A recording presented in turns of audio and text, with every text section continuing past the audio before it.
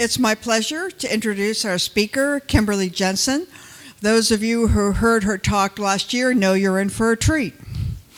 Kimberly received her PhD in U.S. and Women's History at the University of Iowa and is a professor of history and gender studies at Western Oregon University. She is the author of several books, including the latest one, which I have, which is a fabulous book, Oregon's Others, Gender, Civil Liberties, and the Surveillance State in the Early 20th Century. Dr. Jensen serves on the executive and editorial boards of the Oregon Encyclopedia Project, another wonderful talk we had this past year. So please welcome Dr. Jensen.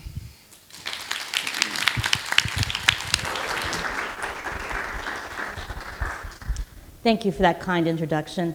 It's lovely to see colleagues and friends and to see many of you that were here last year. And I know that I'm following in Jim Shepke's footsteps with his fabulous talk on Oregon's films, right?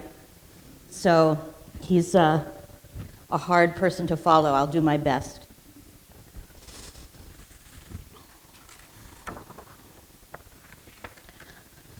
Thanks for inviting me. When I spoke about a year and a half ago about civil liberties, things were challenging. Today, it's unimaginable. And so I'm not going to ask us to run away from that past that is part of our state's history, but to confront that as a way of thinking about how we might understand the importance of civil liberties today and also the importance of fighting for them. I'm asking you today to come with me on a new journey. Oregon's Others has a chapter on the eugenics movement in Oregon, and I decided after that that this would be my new research topic that I hope will be a book someday. And we have rich resources for it. I'm asking you to face a very difficult history. And today, you'll see some words, ideas, actions that were very destructive and hurtful to many people. Eugenics was and is the pseudoscience that placed power in the hands of policymakers, physicians, and administrators, and even in Oregon, community members, to decide who was fit and who was unfit, who should reproduce, and who should be forced to be sterilized to prevent them from having children. This is built on very deep currents of racism and fear of people who were different, including immigrants and people who did not conform to traditional gender roles. And historians have wrestled with this movement a great deal, and we want to put Oregon's story into that broader national context. Historians encourage us to think about that this was not an isolated movement, but rather it was part and parcel of everyday life for many people, the idea of better breeding of people. And so the idea of eugenic thinking is something that I worked on in Oregon's Others, that people were thinking about who's fit and unfit, really from the first part of the 20th century on. This is daunting research, but I feel it's very necessary research to do with respect and with ethical principles. The research that I'm doing depends on reading and understanding archival records that were designed as part of a process to remove people's civil liberties, to have power over them. So I think it's an ethical responsibility to consider what these records reveal as the tangible tools of this process of harm. It's also, I think, equally important to see these same records as containing vital evidence of people's resilience and resistance.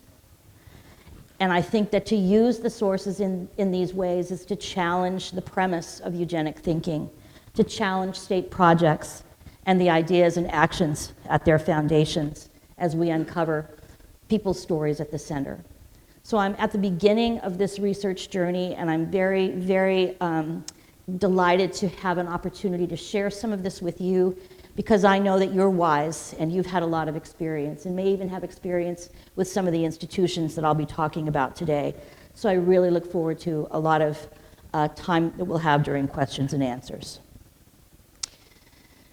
This is a 1913 cover of Puck magazine out of New York that says that the eugenics makes the world go round. And it's a complicated issue. It appears that Eros or a putti, whatever the small figure is very sad, but that somehow the medical field and this man representing that have the world in their control. This was a time before concepts of informed consent, but we'll see some evidence of attempts at consent. And it's also a time when medical records are somewhat covered by the HIPAA and Oregon-specific laws. And I want to talk about this for just a moment. Many of you, I'm sure, are familiar with this. The Health Insurance Portability Act, HIPAA, requires that medical records stay private until 50 years after someone's death. This is to preserve their privacy, to preserve their rights, and so forth. Oregon has an additional law, part of the revised statutes, that says that it's 75 years for living people.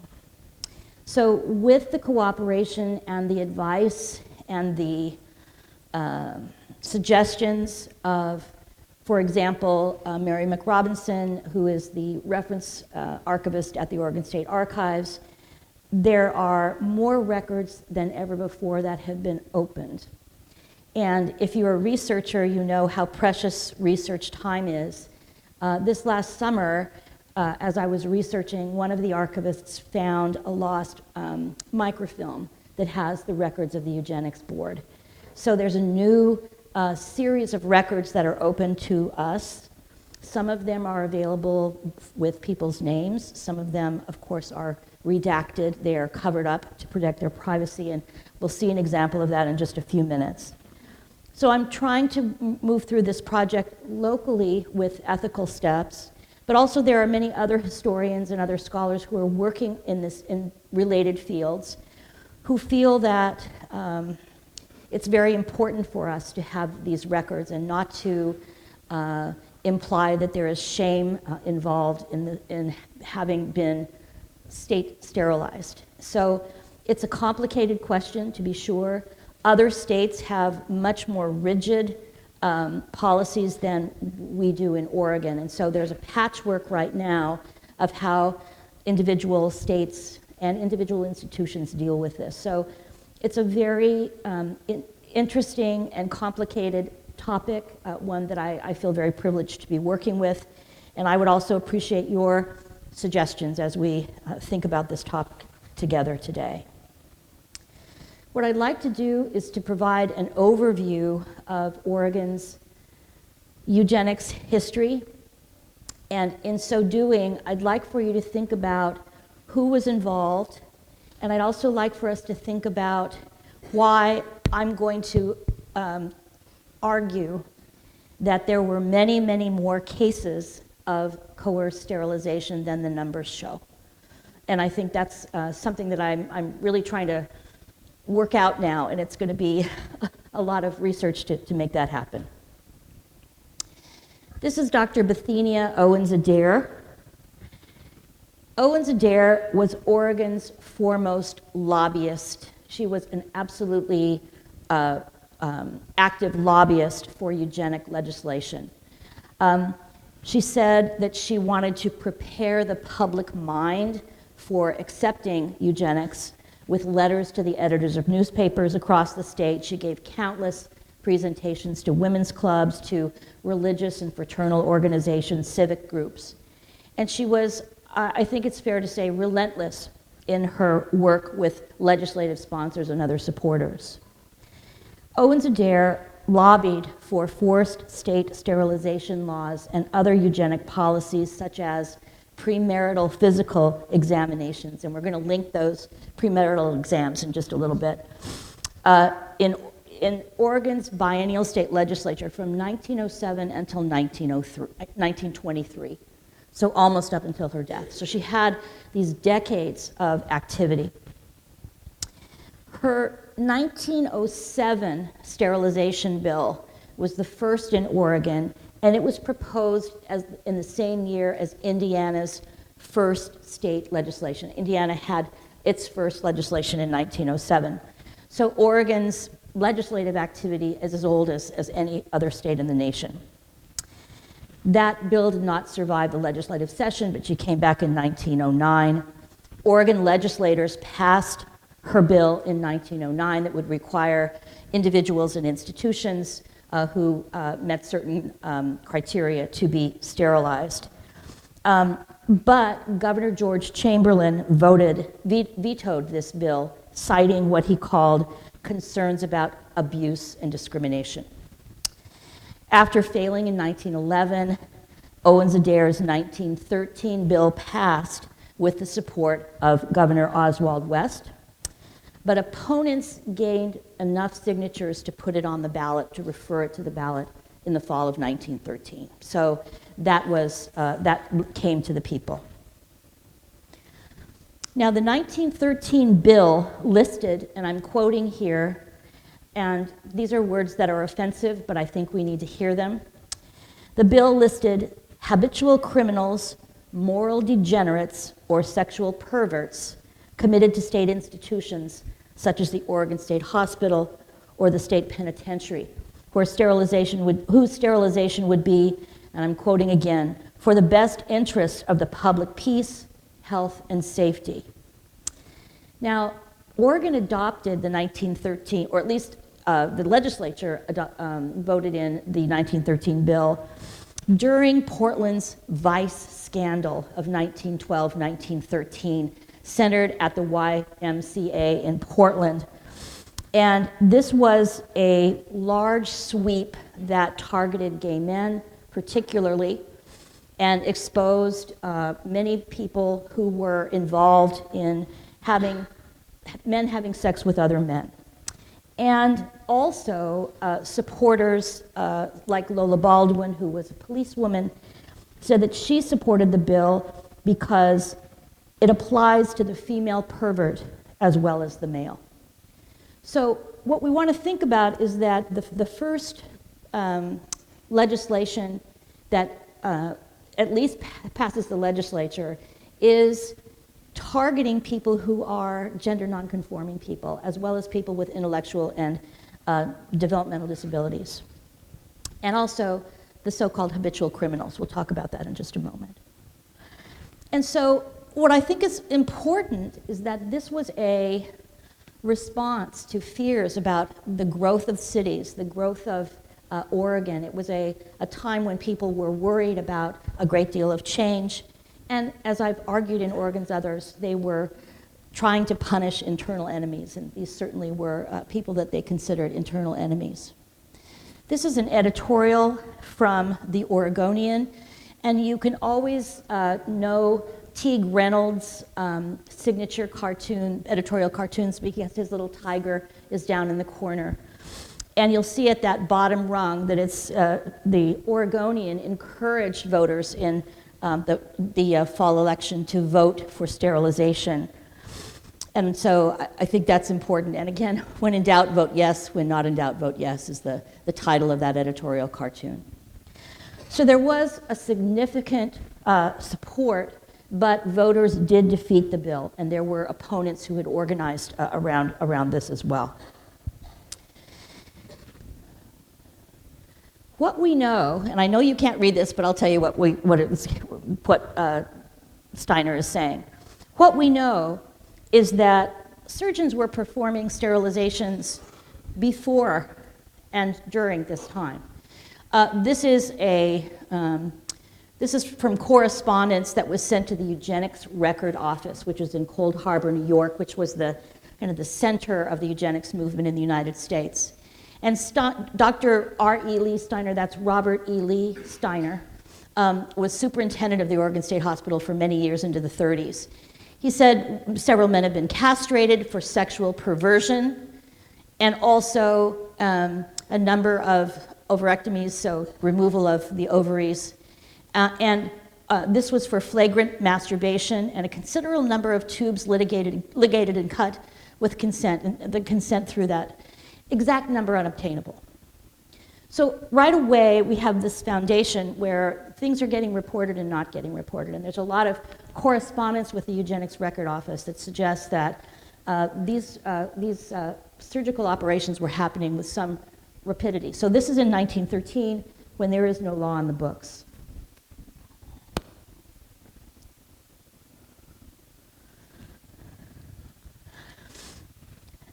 In 1917, the legislature was meeting in February of 1917, and the World War was exploding, and the United States is going to be entering the war in April of 1917.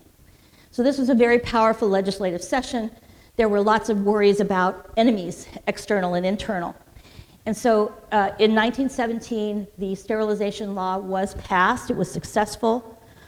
It retained those categories from 1913, habitual criminals, moral degenerates, or sexual perverts, and added people who were considered, and I'm quoting here, feeble-minded, insane, or epileptic to the list, as persons potential to producing offspring who, because of inheritance of inferior or antisocial traits, would probably become a social menace or a ward of the state.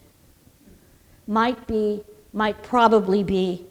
This was a very, very big basket into which many people were placed. This is not safe, for sure.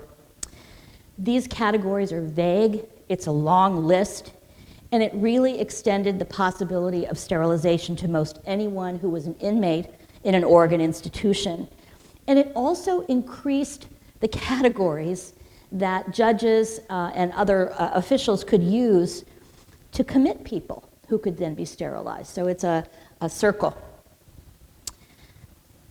The 1917 legislation created a state board of eugenics. And I think it's really important to understand who was on this board. The superintendents of the Oregon State Hospital for the Insane, as it was called at the time, the Eastern Oregon State Hospital had been opened in 1913 as another mental health facility, the Oregon State Penitentiary, and what was called then the State Institution for the Feeble-Minded. It later became Fairview. Most of you might be familiar with that name. These were the superintendents who supervised the patients that they were recommending to be sterilized. So there was no outside voice or outside perspective on that. And so I think it's really a very closed circle of power and control that they're creating there. And so again, at this point, we want to think about those different institutions, and I'll talk a little more about them in our second hour and some of the specifics of this. And I don't know why, but yeah. Just imagine that we're going back. Okay, so here's the Oregon State Hospital as it looked at this time period. This was these were the grounds of Fairview, or the Oregon State Institution for the Feeble-Minded. Eastern Oregon. And then the State Penitentiary.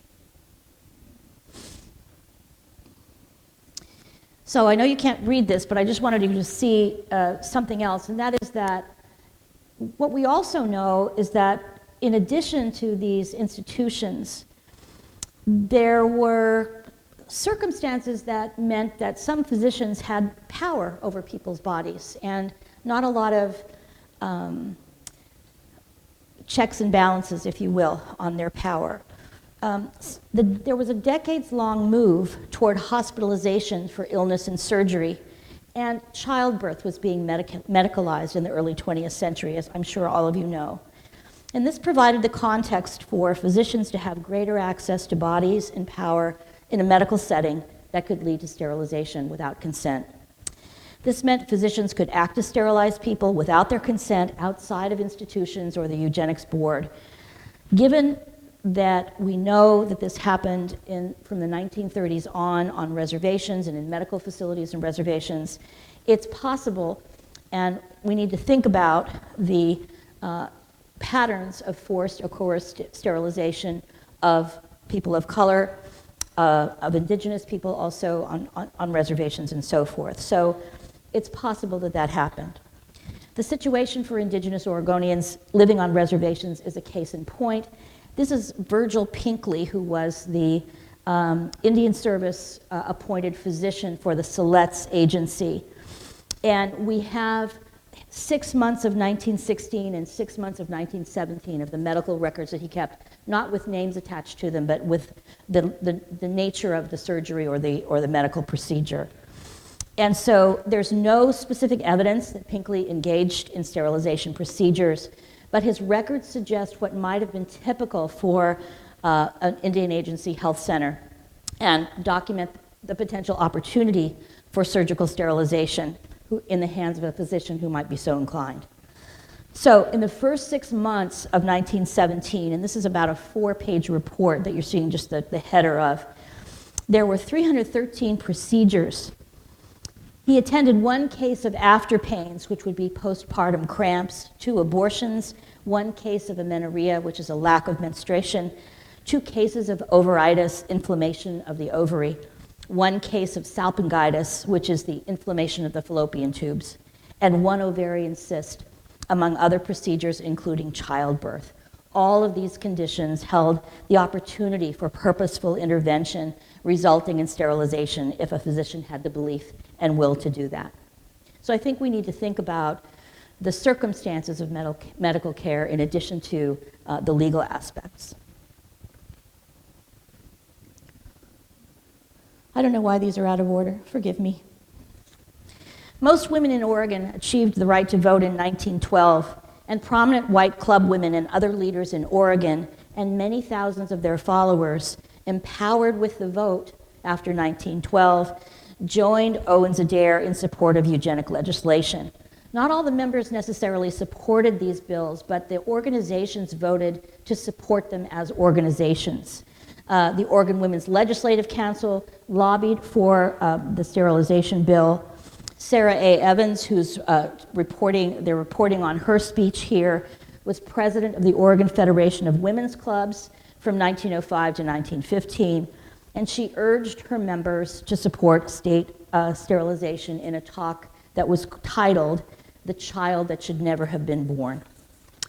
And this was her farewell address to the club women. She referred to the, quote, human waste of the, quote, feeble-minded in the state, and asked members to be active in supporting suitable legislation. Federation members did that. Police officer Lola Baldwin was a strong advocate for sterilization. Minnie Trumbull, who was a leader of the Industrial Welfare Commission, also believed that there was no menace greater to industry than the feeble-minded worker, and was a strong supporter. Cornelia Marvin, the long-serving state librarian and state historian during and after the World War, called Owens Adair Oregon's greatest woman and our most distinguished and useful citizen. Marvin's biographer Cheryl Gunselman notes that Marvin believed her most important work outside of the library was supporting Owens Adair in her, quote, long fight making possible the sterilization of the unfit. The 1923 sterilization bill that we'll talk about in just a minute was signed by her husband, Governor Walter Pierce. He became her husband later in 1928. Mary Woodworth Patterson, one of the founders of the Oregon's chapter of the Daughters of the American Revolution, urged DAR members to be apostles, in her words, for the eugenic marriage bill of 1921. Her husband was Representative Isaac Lee Patterson, who became governor in 1927. So many leaders outside of the medical field were also very involved, including many women in the state.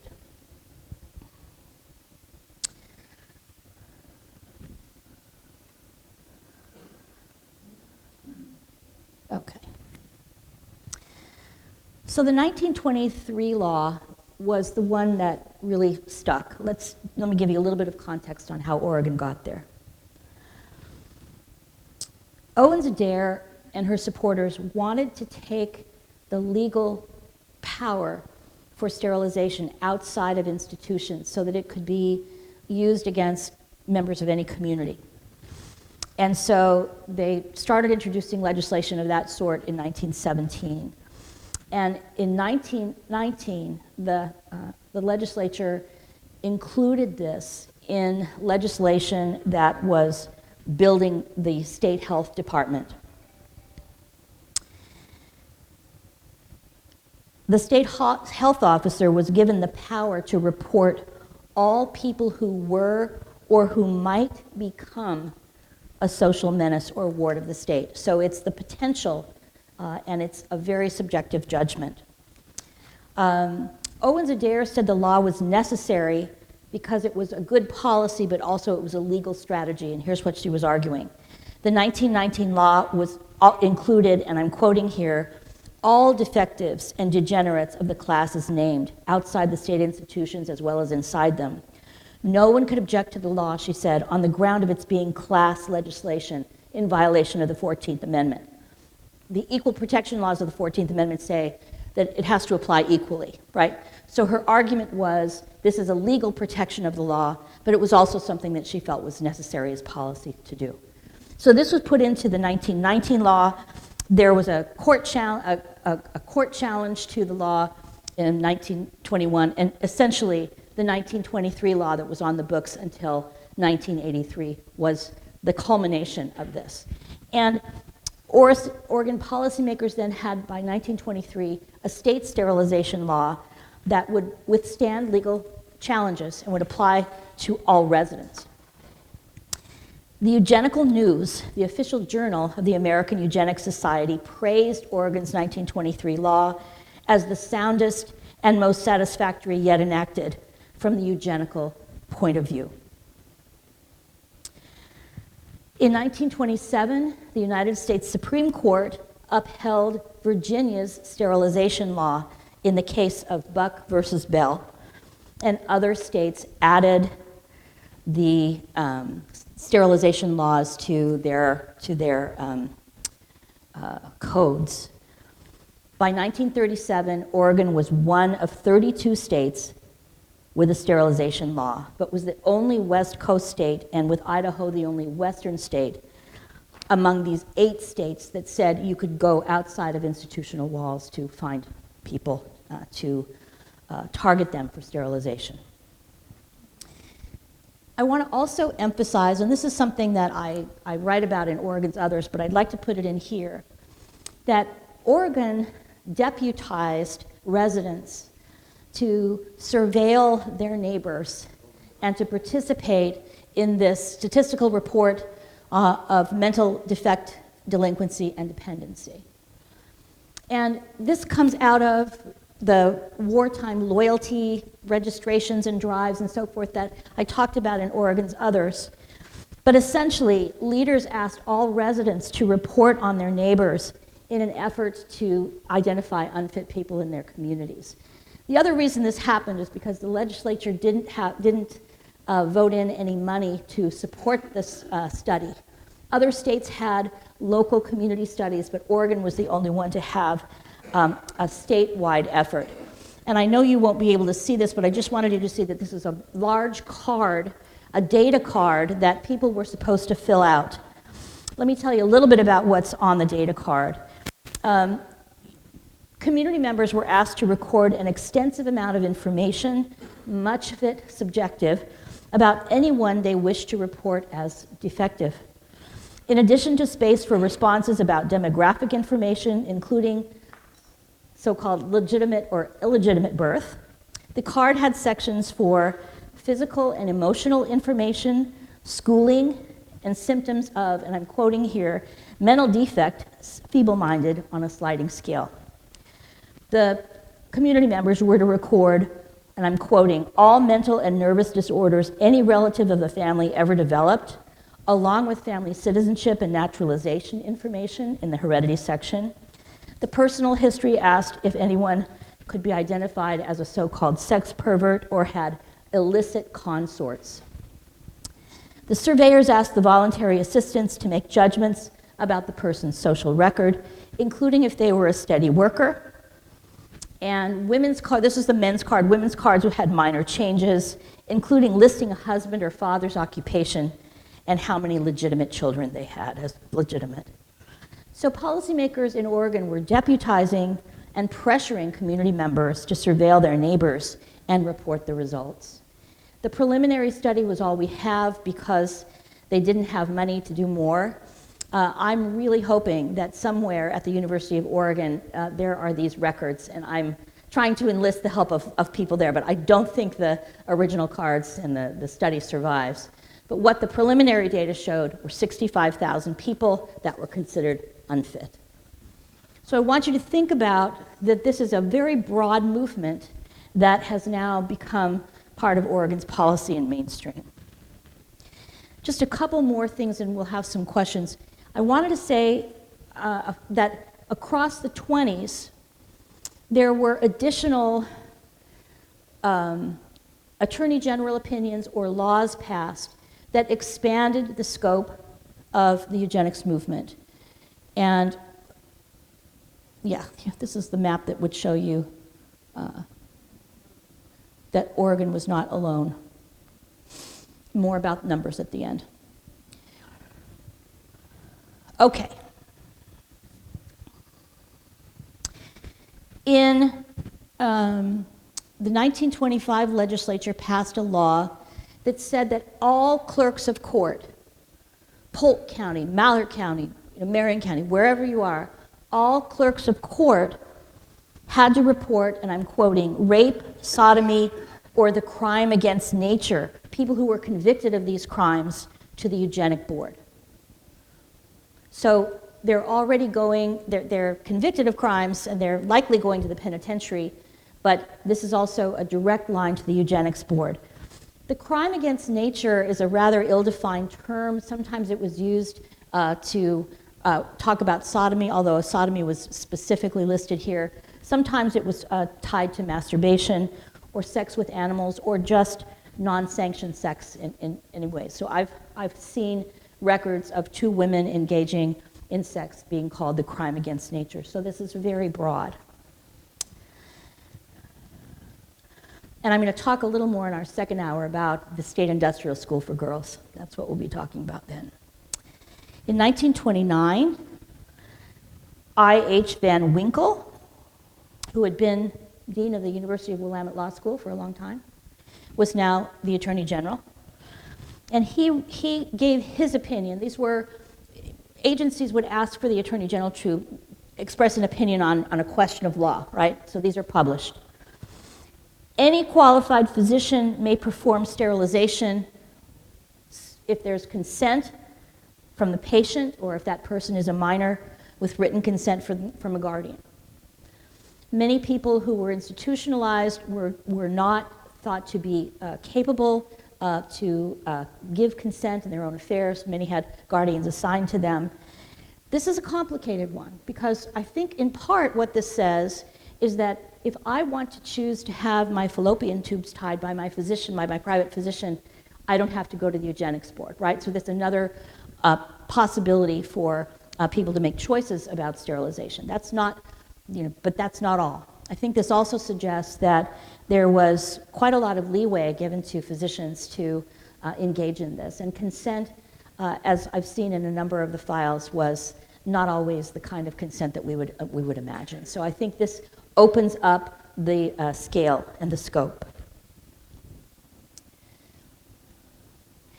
And then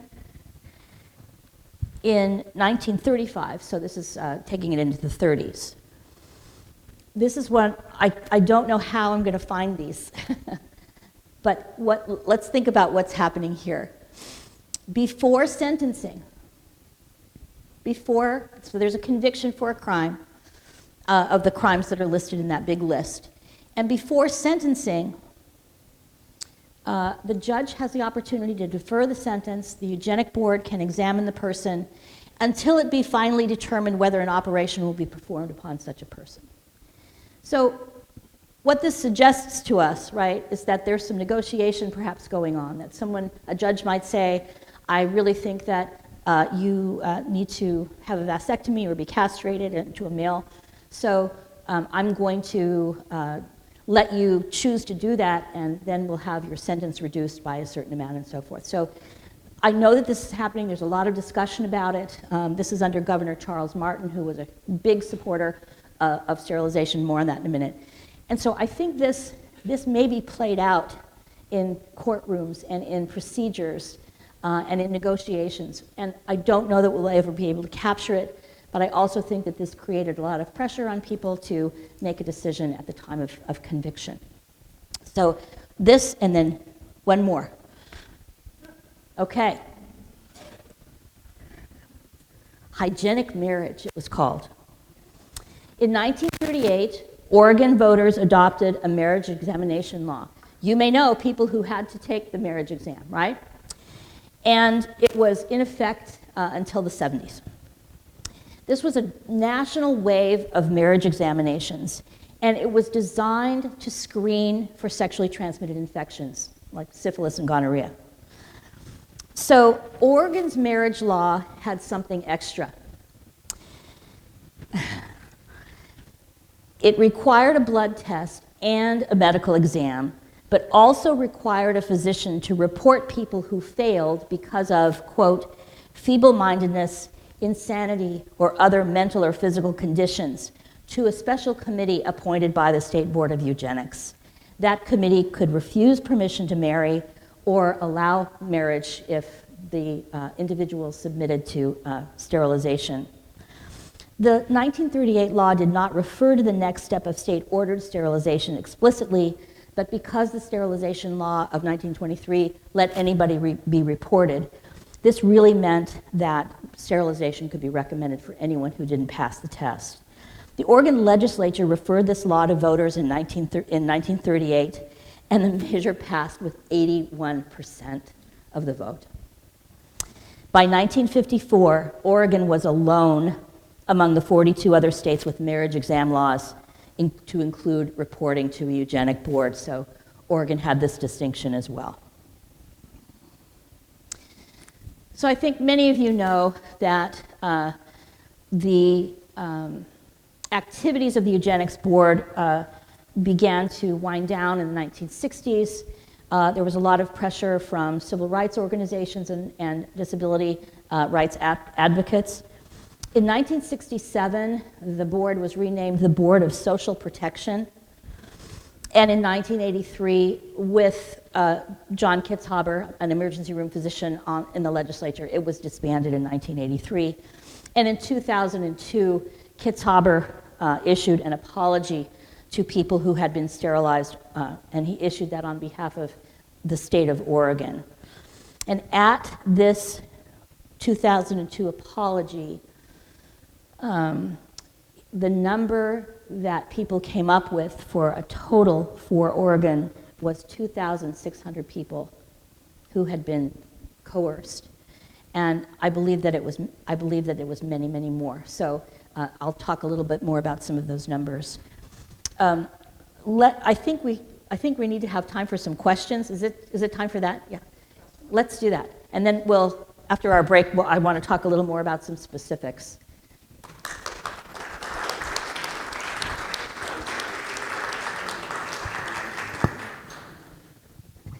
I know this is a difficult topic, and I appreciate you being willing to engage about it.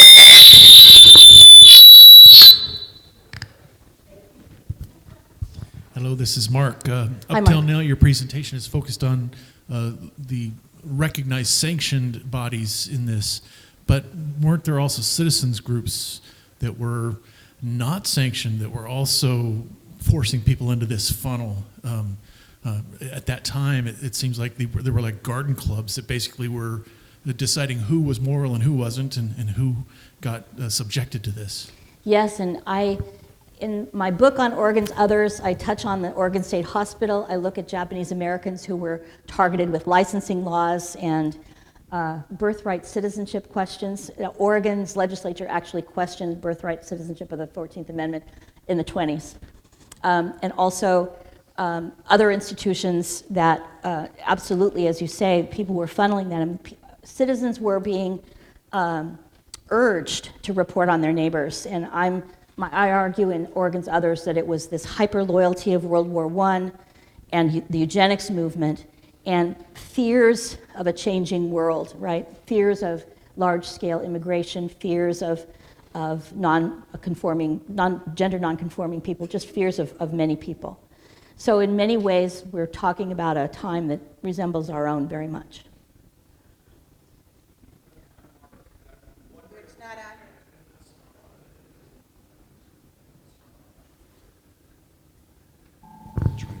Now we go. Okay, I'm wondering if there were any indications in your research that people were targeted for their political perspectives. I recall that communists, people who had language barriers in some cases, were considered, if they were emphatic, feeble-minded. And I wondered if there was a checkbox for, socialists or something. There's because it is very subjective, there's no limit to who might be targeted in an institution or outside.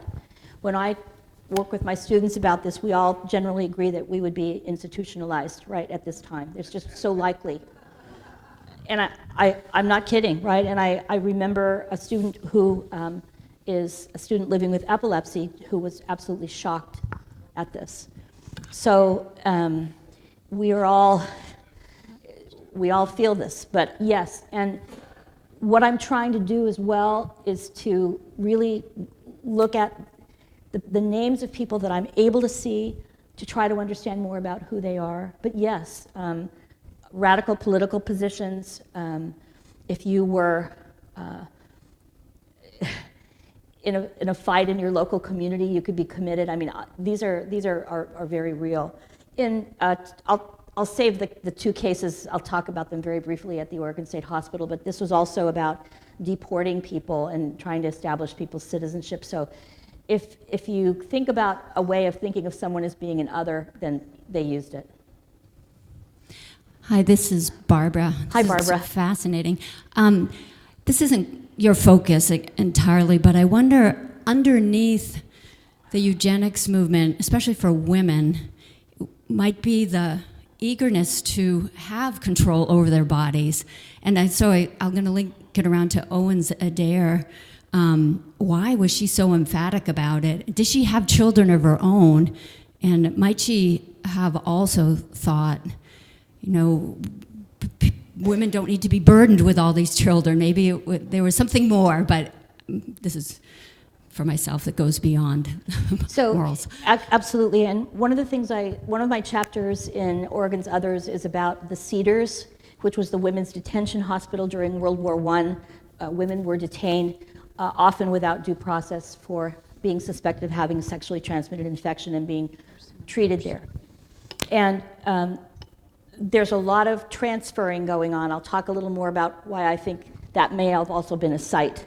And so those records enable us to see that women of color, black women,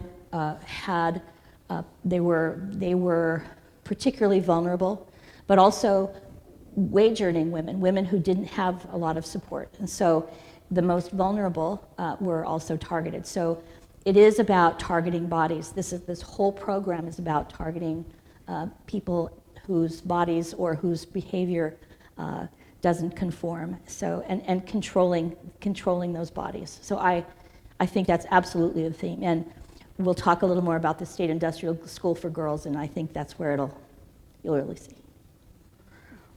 Hi. Hi. I'm Christine, and I admit that I'm woefully ignorant of any of this stuff. This is like... You're not alone. So what was the argument, like the thing that came out of your mouth, in favor of eugenics? Not maybe the psychological stuff boiling around in the back of your head, but what was the argument in favor, and what was the counter argument against? I think you'll notice in a lot of these quotes that the concept of feeble-mindedness is there.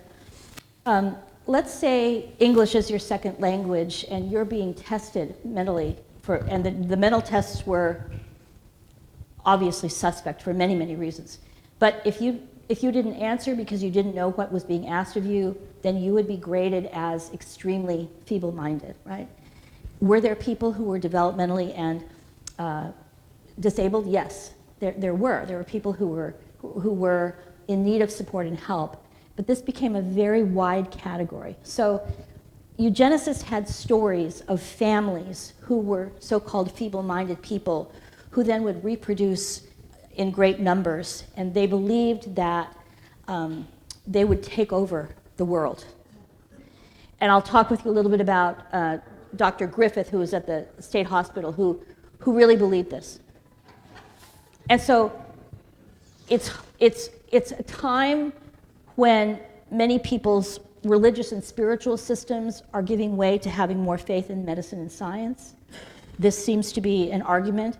It was also an economic argument, right? It was a way of saying, we want to control people, we don't want to have to provide for people in institutions or provide other support for them. So it was an economic argument that was also about being destructive to people who were thought about as others. And it was very widespread. I mean, this is not, open up a women's magazine in 1917 or 1921 and you'll see it, right? It's in the popular culture. Hi. Hi. I'm Nili. So I've done a lot of research in the women and mental health history. I've done a lot of research in the history of women and mental illness and how many times and how often it was that a husband or father would declare their daughter or wife insane because she actually had an opinion about something or wanted to go to school and get schooled. And those women would end up in mental hospitals and then could be subjected to forced sterilization. How do you see kind of the, and that's more of a male approach. It's not, I mean, we talked about all the women supporting it, but the patriarchal kind of male oppressive side of it, the misogyny. What's your opinion on that? Yes, and I don't mean to say, by emphasizing that women were also involved, I don't mean to say that other people were not involved, right? I think that's very much the case. I also just wanted to say that it's not just men either, right? It's this whole group of people who are fearful about it. And the people that I mentioned were also in favor of very strict immigration laws. They were, some of them, the Ku Klux Klan in Oregon was supportive of eugenics in the 20s. So it's part of a broader worldview and political view. And yes, one of the cases that I wrote about in Oregon's Others was a woman whose husband had her committed after she had given birth to her fourth child, and she was able to go back home, and her children he had sent them all to what we would call today the foster system, state system, and he had made himself guardian over all of her property. And then she was sent to the Oregon State Institution for the Feeble-Minded and sterilized and lived there the rest of her life. So it's an incarceration that is not based on due process. Sally Shriver. Sally. Did this law only apply in Oregon? Did other states have similar kind of things? Yes, and I went over this too fast. So here's 1935, and the states with the hash marks have laws in effect. So most. The ones in dark they have bills pending. So it's most of the nation, and the United States Supreme Court upheld Virginia's law in 1927. Okay. Is this on? Okay. Before we end, I have a question. So since I'm holding the mic, I get to ask it. there's a large number, this is a very large number of people, and the institutions have limited space. So a lot of times they were, quote, institutionalized, and once they were sterilized, were they then, oh, now you're okay, and we let you out? Yes. Yeah. All right, thank you very much, and come back in 10 minutes, so a couple minutes after 11, and we'll resume. Thank you very much.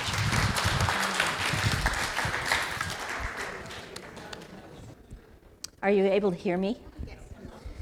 Is it Mark or Matt? Mark has a recommendation of a book series about the Kopp sisters. K-O-P-P.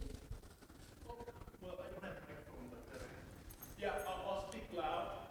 It's an important author, Amy Stewart, wrote this series. It's a Portland author, Amy Stewart, who wrote a 7-book series about the Kopp sisters. The first one is Girl Waits with the Gun, and it's set in this period, and the sisters fight through all these things, and it's a historically, she tries to stick as close to their historical story as she can from interviewing family members. But a fantastic book series. I want to try to get Amy Stewart to come speak to us sometime to talk about her research for that book. So, Thank you. Thank you for staying. I know it's a difficult topic. I mean it. It's really hard to address, but I also think we must. And I do want to say that, of course, there are global eugenics movements, including within the Third Reich, and the Holocaust was in part a Holocaust against people who were differently abled, and the use of eugenics as a theory to advance white supremacy is very powerful. So this is not a history that's in the past, and we want to be aware of the extent of this movement so that we can guard against that. We must continue to guard. I wanted to take just a few minutes to tell you about some of the big picture things that I've observed for the institutions that were on that list, and tell you a little bit about some of the records and what some of the stories are that I hope to portray. And then I'd like to spend a little time talking about the State Industrial School for Girls that became Hillcrest, and the sterilization of girls and young women there. This is really relating to the idea about policing women and policing women's activities, their bodies, and it's a very important chapter that I hope to address, and it's also something that happened across the country, particularly a very famous case in the 1930s in Kansas.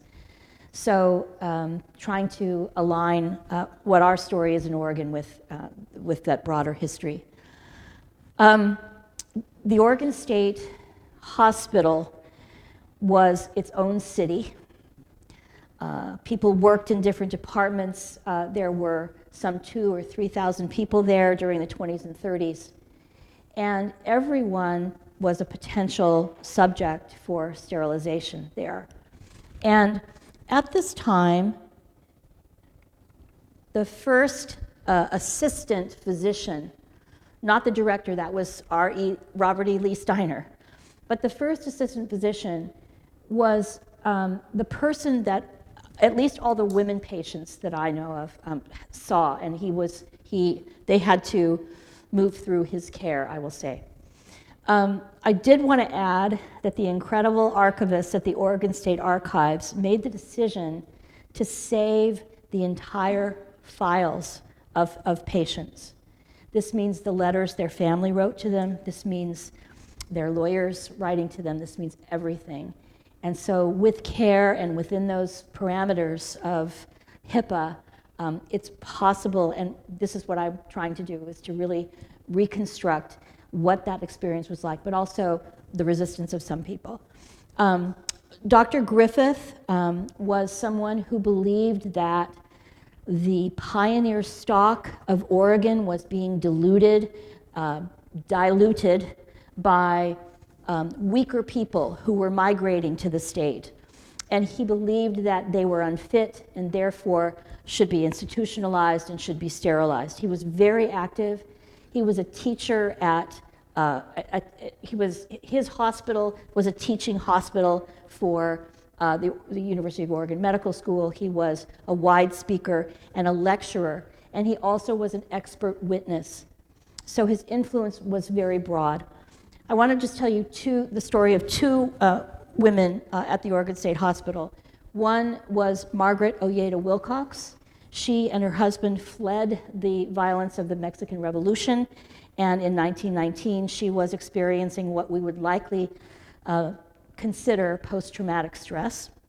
And it was very clear that the immigration authorities were working directly with Dr. Steiner and Dr. Griffith because they began deportation proceedings against her in her second month being there at the Oregon State Hospital.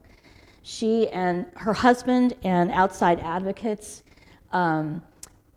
gathered around, studied immigration law, and found that because she had married a U.S. citizen, she was herself a citizen and could not be deported, but they got her out before there could be any chance of any of that. In a second case, Louise Burbank, who was a Canadian who came to Portland to work as a maid for the Holford families, a very popular, well-respected architect, was committed by them when she was not well. And in only 3 months, her order for sterilization came. She and her advocates, including some of her girlfriends and a lawyer that they hired, worked to negotiate. And in her case, she negotiated to be deported back to Canada rather than to experience sterilization. So there are all these dramas that are contained in those files, and my hope is to tell many of them. The institution that would become Fairview is the institution about which we have the least information because medical files are not yet released, and because most of the coerced sterilizations took place with people who were at Fairview. This is a really important chapter, and I think what you'll see when we talk about what became Hillcrest is that Hillcrest inmates would be transferred to Fairview for a few days to have an operation, and then they'd be brought back. So they were not necessarily being counted there. There were all these ways that this happened. And so most of the directors of Fairview and the Oregon State Institution that preceded it believed that it was necessary for anyone who would be released or who would even visit their families to be sterilized. And so I believe that many, many thousands of sterilizations took place, and we probably won't be able to document that very well. So this is an important problem, but it's also, I guess, the nature of historical research is that we can only use some cases that we know about and try to think about the others. So I just think so much of people who were incarcerated there and who were placed in this situation. So it's really a policy of most people went to see their parents if they had family, and so most people would have been likely subjected to that. Eastern Oregon is interesting. The medical director, Dr. McNary, didn't want to use coerced sterilization very much, and so there are fewer people at Eastern Oregon that underwent the procedure. And one of the things that this new the eugenic minutes of the board is yielding is the board would travel to Pendleton, they would come to Salem so that they would visit the institutions and have cases presented to them. And so when I get through with the counting, I'm hoping to have a more accurate record of how many people who were there at the Eastern Oregon State Hospital were subjected. Those records are not yet available at the Oregon State Archives either, so we don't have the individual files to be able to tell.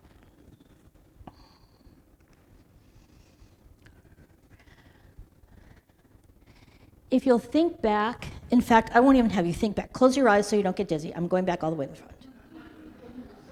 Close your eyes. Okay.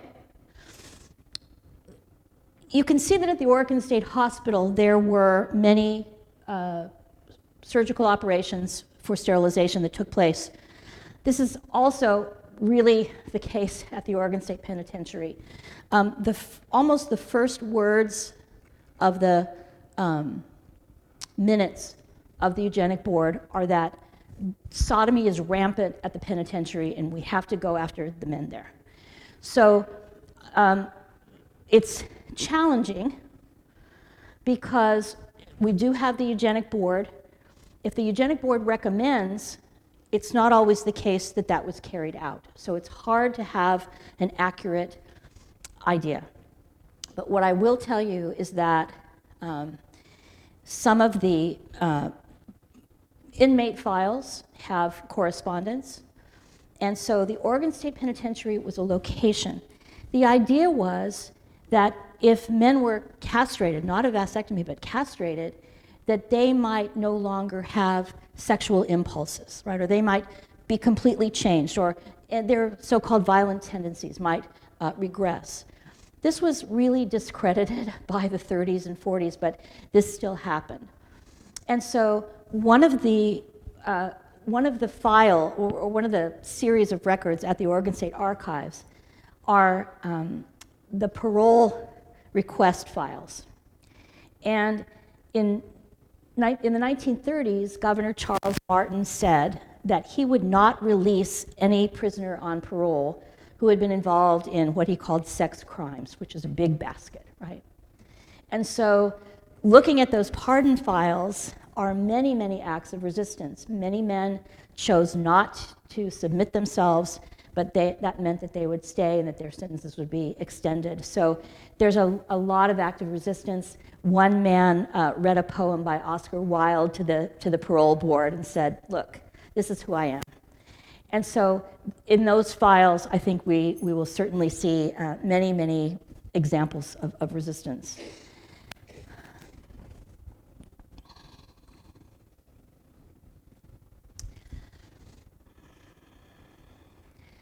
In the late 19th century and early 20th century, and throughout the 20th century and into the 21st century, many people have worried about women and their behavior. And this is true forever, I will just say. So it's important that we think about a specific case in Oregon, and that is a combination of this eugenic thinking and, like with the Oregon State Hospital, a superintendent, often she was called a matron, who herself was very interested in pushing forward a very strong program for sterilization of the inmates there.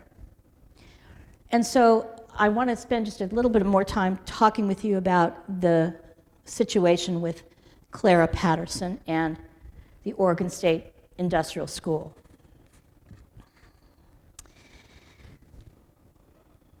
The Oregon State Industrial School for Girls, later Hillcrest, was established by the legislature in 1913, and this was in step with national trends, trying to address delinquency, and the common phrase was wayward girls. There were important concerns about girls and young women and their safety, but also this was about control. It was control of reproduction, control of sexuality, control of gender nonconformity. If you had to go there, you were committed from Portland's Court of Domestic Relations or from county courts across the state. So this was there was a process involved. It was a sentence, and you were committed. Women could be committed to the Oregon State Industrial School for Girls up to the age of 25 years. Well beyond girlhood, challenging the boundaries of what it meant to have one's majority, and maintaining extended control over people for long years. at the school, this is Clara Patterson, who's the matron. The school is in a very scary picture at the bottom, right? There were classes in domestic science for half the day, and two groups rotated. So you'd have classes, and then you'd work at the farm, or you'd work in the kitchen, or you'd work cleaning. And the goal was that the expectation was that these were wage-earning women, they were working-class women or poor women who would then go out and have work, perhaps as domestic help or in other low-wage work. In August 1920, Clara Patterson, pictured here, became the superintendent of the Oregon State Industrial School for Girls. She came to the industrial school after several jobs in state government, including her work as an attendant at the Oregon State Hospital. And so she was part of Griffith's staff and likely absorbed some of his ideas and views. Several months before Patterson took the helm in August, Samuel Coase, who was the consulting psychologist for Portland's Court of Domestic Relations, tested the inmates at the industrial school. And you'll see in the smaller headline, only 17% of the inmates he found were normal. These tests were conducted in most public schools. Tests were taken at Chemawa Indian School. Tests were taken in various community settings. One of the most disturbing that I've seen were tests that were conducted on infants less than a year old. So the mental testing was one of the threads. It was a way to assert an official diagnosis, right, or scientific diagnosis. Natalie Lira, who has written about California and particularly about Latine people who were targeted, has found that intelligence testers regularly used the idea of deviant behavior to label someone as feeble-minded if their IQ was higher than the test administrators expected. So she's found evidence of essentially lowering those scores. And quoting her, this meant that some testers used poverty, gender, deviance, and non-white racial status to calibrate IQ scores to a lower level. So these were anything but a measurement that was based on fact. Patterson was a proponent for coerced sterilization of women and girls. Industrial school records show that Patterson had 6 girls and women transferred to the Oregon State Institution for the Feeble-Minded in 1926 so they could be sterilized. This is when they start making this official record. So here's Attorney General Van Winkle again. On January 26th, 1928, Patterson asked Oregon Attorney General Van Winkle, who, as I mentioned, was the former dean of Willamette Law School. I don't mean to keep saying it, but he was, to give an opinion on 2 questions regarding coerced sterilization. So again, agency staff go to him for these rulings, right, so that they can say, are we interpreting the law correctly? The first question was whether she could, and I'm quoting here, require an inmate of the Oregon State Industrial School for Girls to submit to the operation for sterilization before such inmate is paroled or discharged. Everybody. Everybody. And we're talking about, say, an average of about 300 people who are inmates. The second question was whether she could use the 1923 Eugenics sterilization law for the state that provided for reporting of any person to the state health officer who would then report to the Eugenics board. And then on February 16th, Van Winkle issued his opinion. No to the first question about requiring sterilization for parole or discharge, but yes to reporting to the state health officer. And so industrial school records show that there were other operations, including on just a couple of days before Van Winkle's issuing his decision on February 10th, a 16-year-old inmate.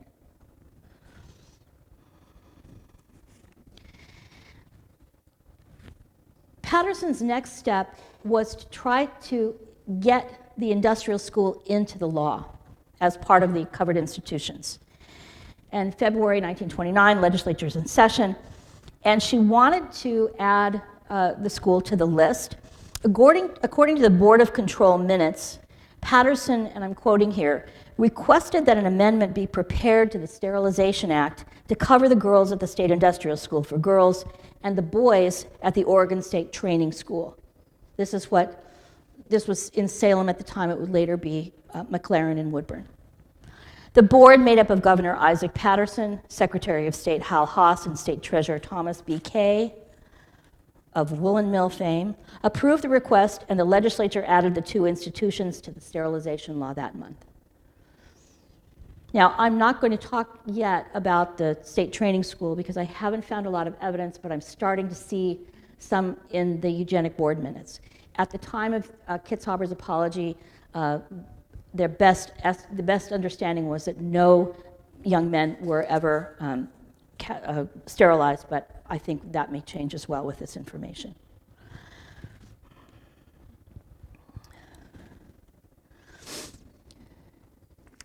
This is what the board minutes look like. And I'm really glad that Andy Needham at the State Archives found these. They'd been lost for many years on a shelf. So thank you, Andy. And so the eugenic board minutes, these are, of course, redacted now. These are coming from 1929. And I just wanted you to think about, even though we don't know their names, I just wanted you to think about how scary this must have been. What happened was that people from the industrial school would go to the hospital at Fairview. And again, the hospital at Fairview was a place for all medical and surgical needs, but it was also, they were doing a lot of sterilizations, and so they went, and it was just across the street, right? So it was very close by. Although we don't know who they are, we can imagine that they knew what was happening to them. We can imagine the walk across to Fairview. We can imagine perhaps that they tried to resist in some way. In fact, what's fascinating to me is that there were many, many runaways during 1929 from there. I think that's a very important thing to keep in mind. They knew and they took action. And Patterson refused to give their names because I think they would be linked to this record. Note the descriptions. And you can't read them, so I'll tell you. The first is moral degenerate. That's a very vague term. It was likely a woman who loved other women. The second, feeble-minded. We've just talked about how vague that was, and I appreciate many of you who've come tell me some of your own experiences with your families. Thank you for that. And in the third case, there's just nothing. There's no description. And so if you think about it, the law says anyone who might put society at danger, right? The capacious power of these institutions and individuals, I think, is really important to consider.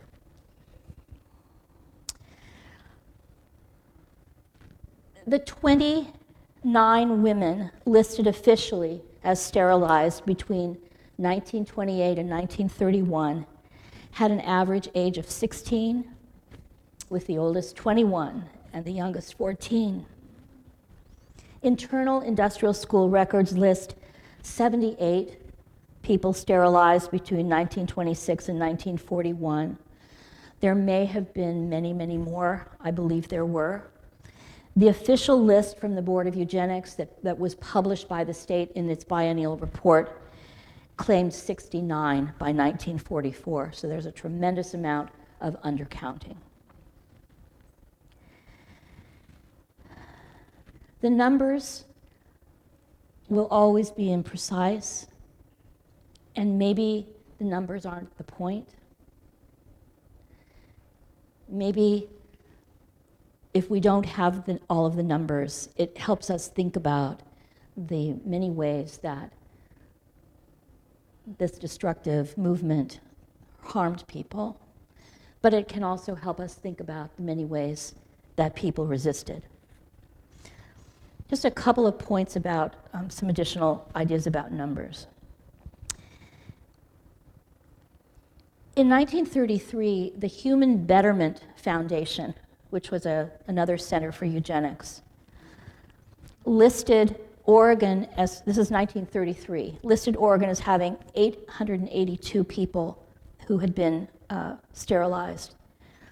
This meant that Oregon was 5th in the nation, but it was competing with some much larger population states. California, with 5,600,000 population, had 8,504. Virginia, with 2 million people, 1,333. Michigan, with almost 5 million people, 1,083. And then Kansas, just above Oregon, with 1,880,976. In 1944, the Oregon Eugenics Board reported 1,750 people. And then in the Kitzhaber Apology, the best estimate was 2,600. I'm hopeful to have more answers that might help us think about the scope of this movement.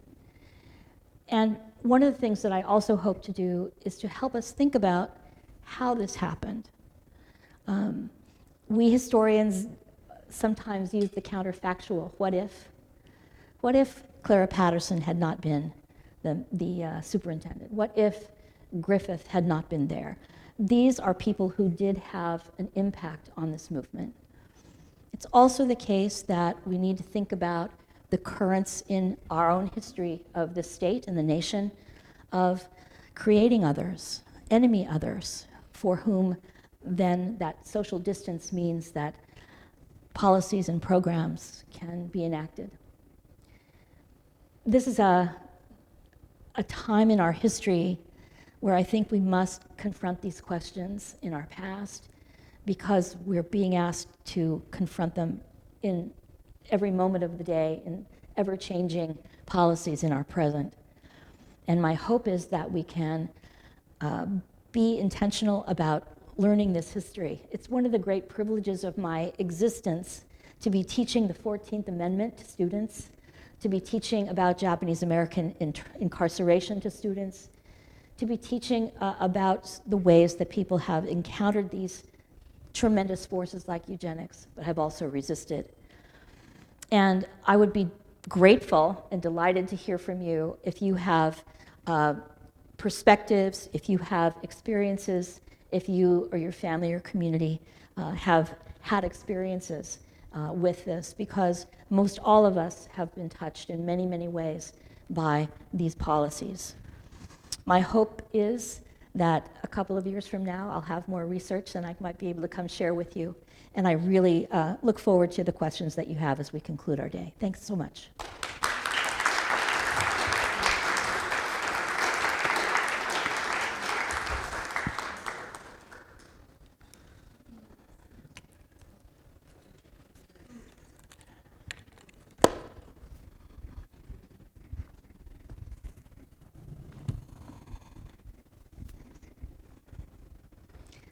I think she's coming to you. Go for it.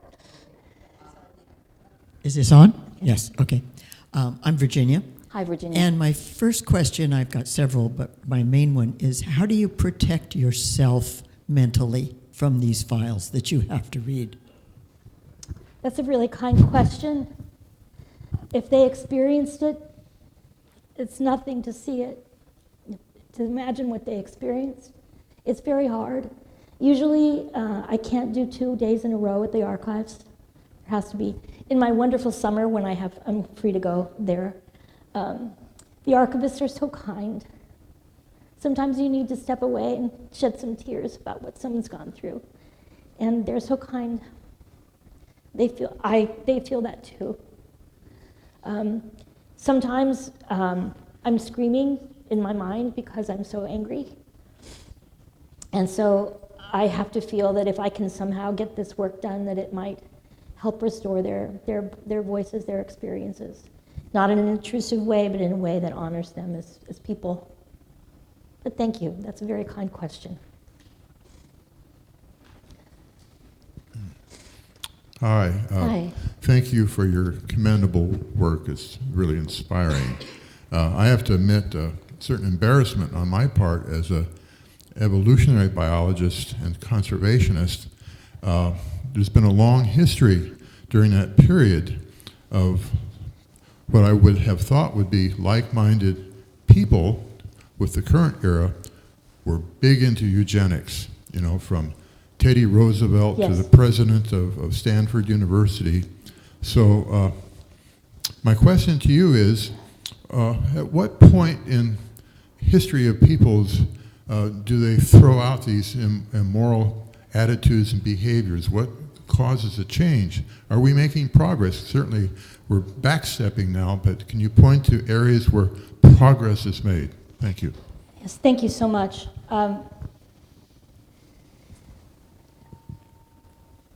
Most people who are engaged in this work suggest to us that after the Holocaust, that there was a reckoning.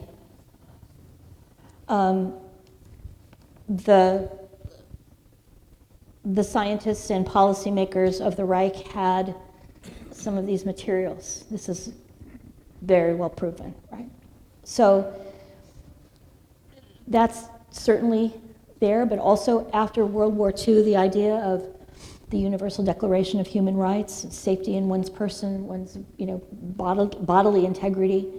The concept of informed consent has been longer.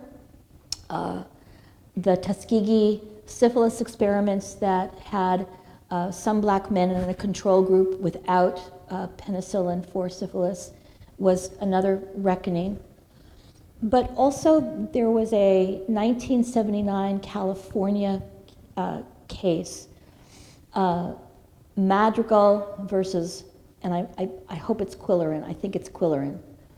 And this was LA County, and this was a class action suit when Latinas agreed to sue the county for their coerced sterilization. And this was happening while during delivery. They were asked to give consent while they were experiencing birth. And they didn't win the case, but it was a very important moment to try to move forward for informed consent. And so I think that the moving forward in informed consent is very important, but also why is it that we see white supremacy on the rise today? It's because it's a very powerful, enticing idea to some people. And I think about those of you that have shared your stories here with me today and the way that you connect with people on a human level. When you do that, it's different.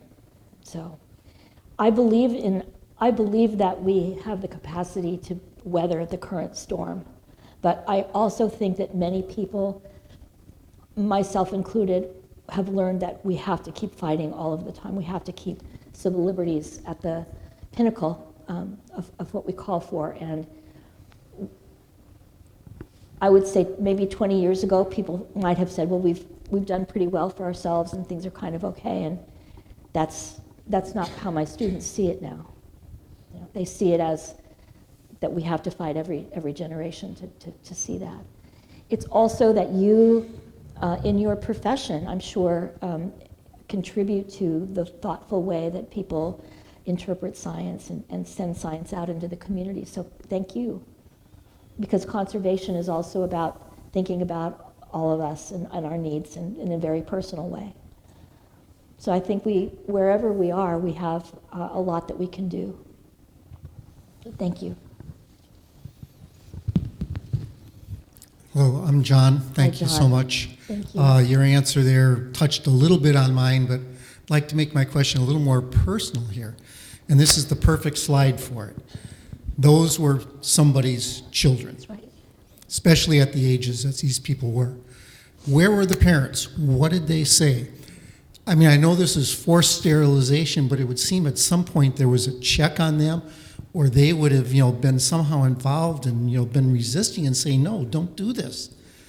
What do you find in the record on that? So when I'm able to compile more of a broad understanding, I could give you a better answer, but I'll tell you what I think now. There were parents who did that and who wouldn't give consent. There were individuals who were estranged from their families, who didn't have that support. There were people whose parents had been struggling to provide support for them and listened when the doctors tried to persuade them.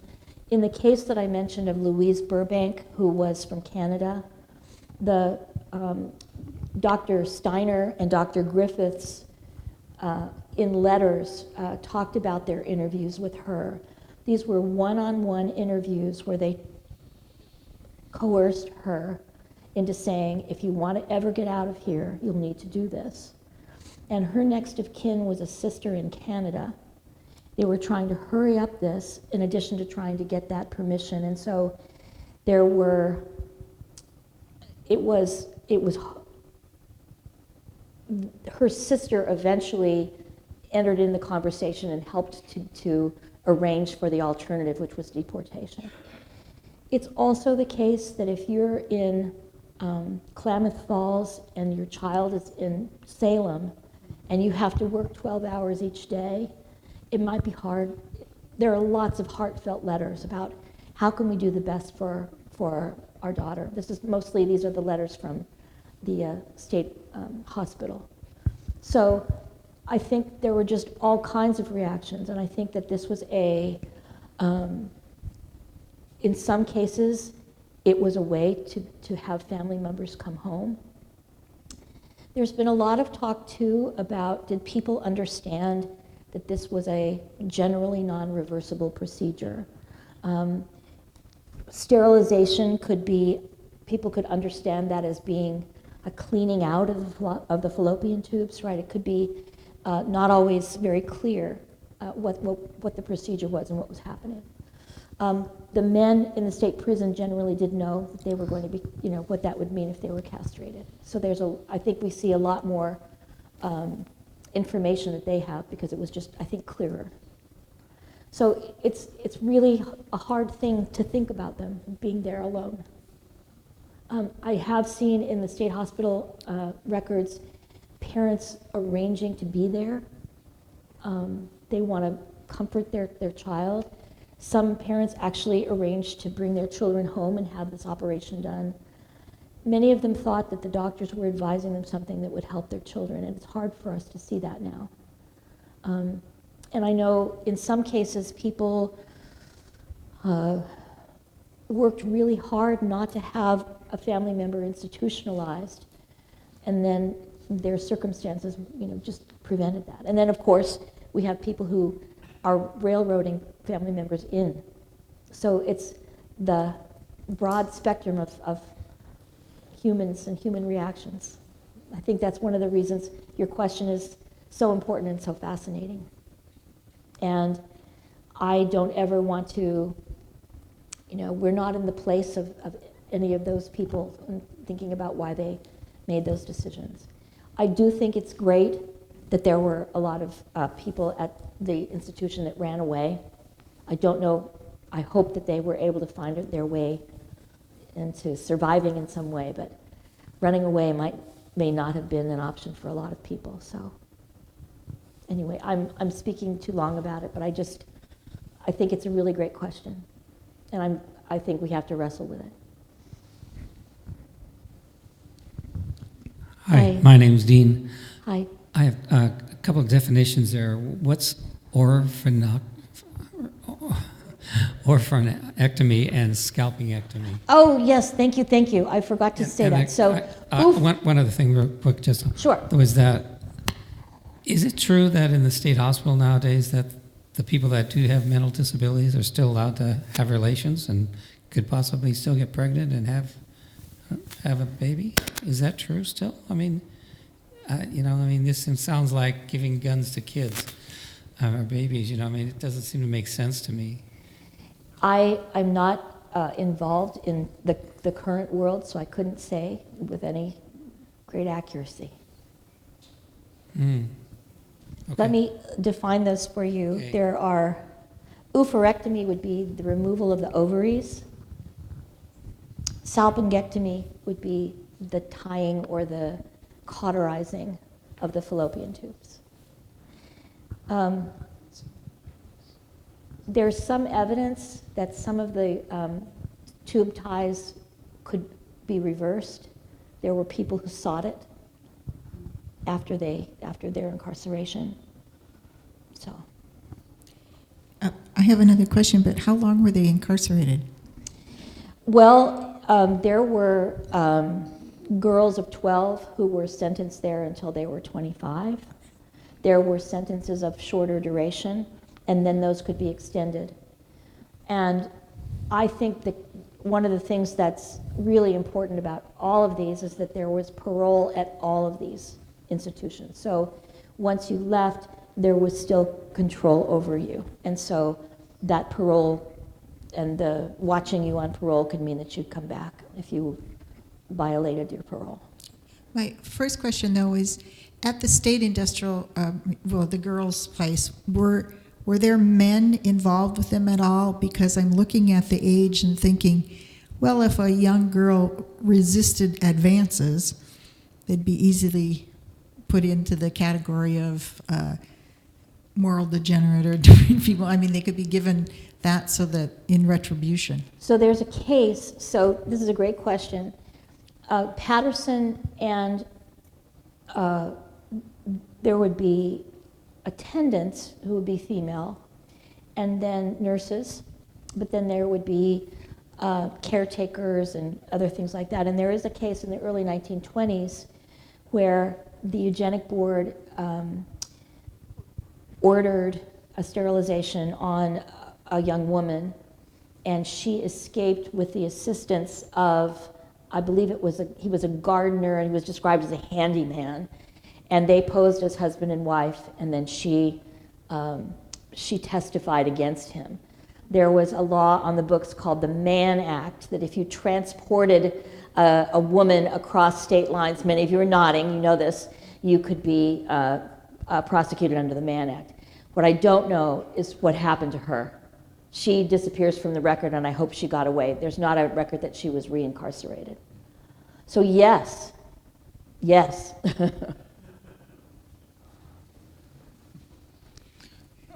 George here. Hi, George. I'm wondering if you have found much in the way of organized opposition back in the 20s and 30s, prior to the Nazi era, or maybe even some outstanding or brave progressive citizens that were speaking up against this. Yes, I appreciate that.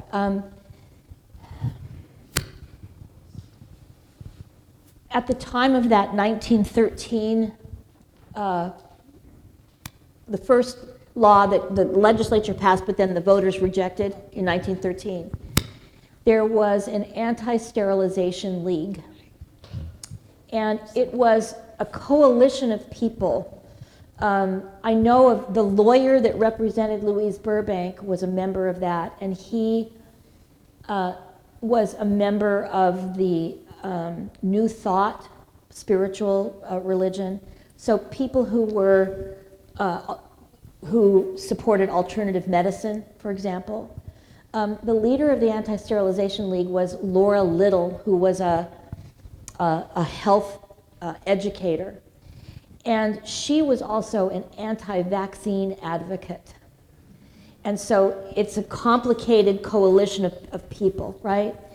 My conclusion is that really, until the civil rights movement, of the 60s civil rights movement, it was individuals who themselves were acting to, protect themselves or their families or their friends that really engaged in most of the opposition.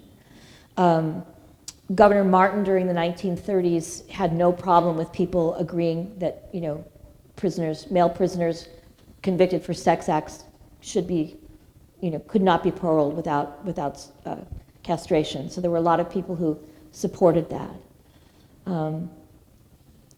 So the Anti-Vaccination, Anti-Sterilization League is really the only one that I know of so far, but I'm hoping to find more. Thank you for the question.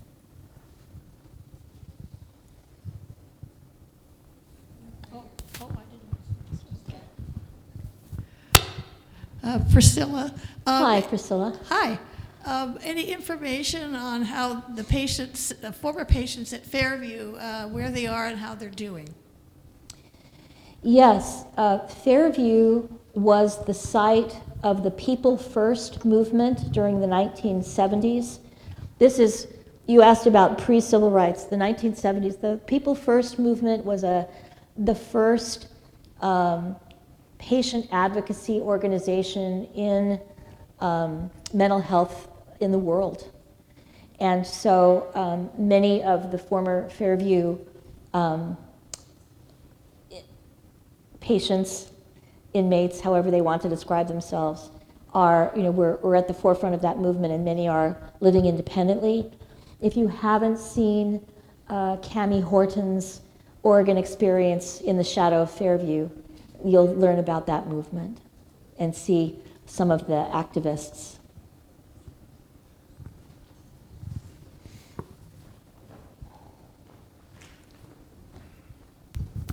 Thank you. A lot of your examples here in the 1920s, this continued into the 1960s, and the bill was not repealed until the 80s. It seems from some of the things you've intimated that things that occurred even in the 1960s and later, the justifications were no less unfounded and were just as racist and sexist as they were in the 1920s. Can you speak to some of what you know about the later decades? Getting there. I'm getting there. I have to kind of go chronologically, but what I will say is that my hope, I have no reason to hope this, but my hope is that Dr. Kitzhaber might be willing to sit down for an interview. This is my plan, my hope. Don't tell him though. And so I'd like to talk with him about it because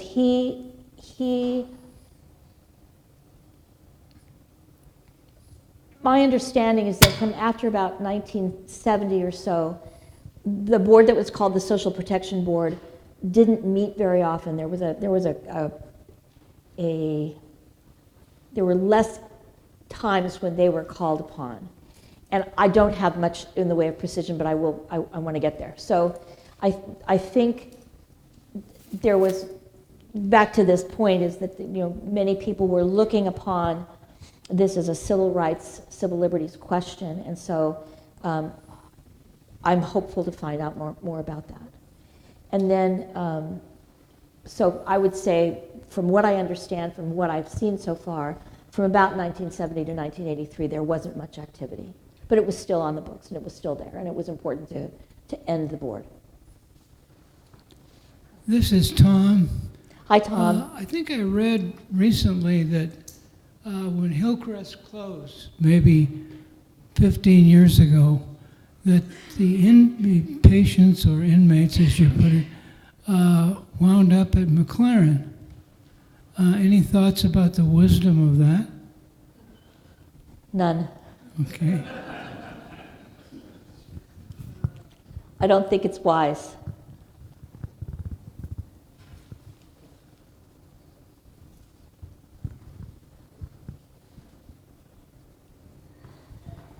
Any other questions? Hi, this is Jim. Hi. Thank you very much for your presentation. It makes me think about the broader question also, though. I think of the whole discussion about lobotomies with sexual deviance and whatnot.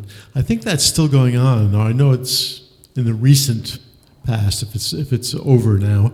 And it makes me think that any sort of interference, I know that medical tests these days, controlled experiments, are very carefully worded so that the patient's aware that they always have the ability to bow out and things like that.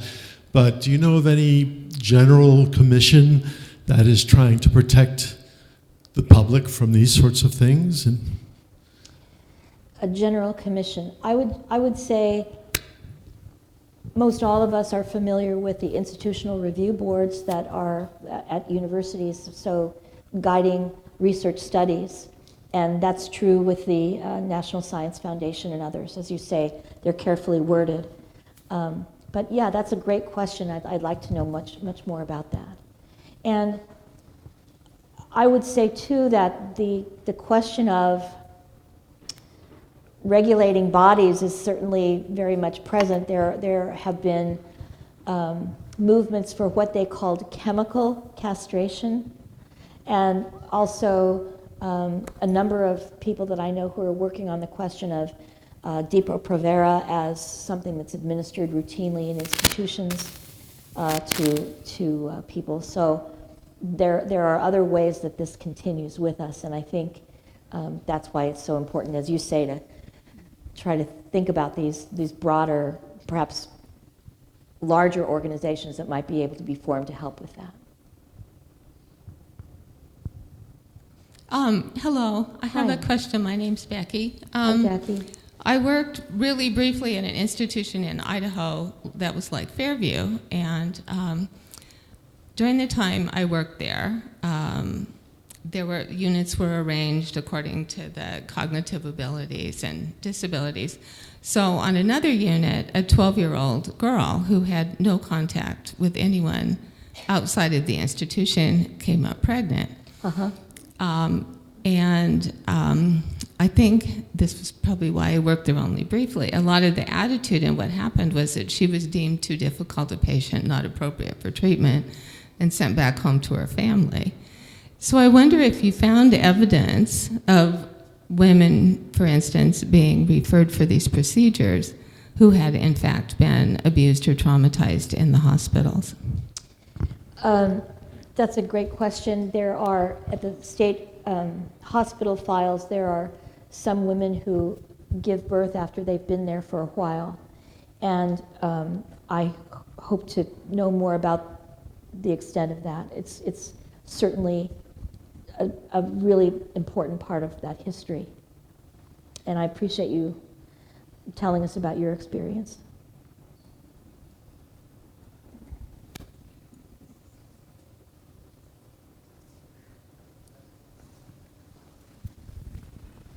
Okay, please join me in thanking Kimberly Jensen for just an amazing.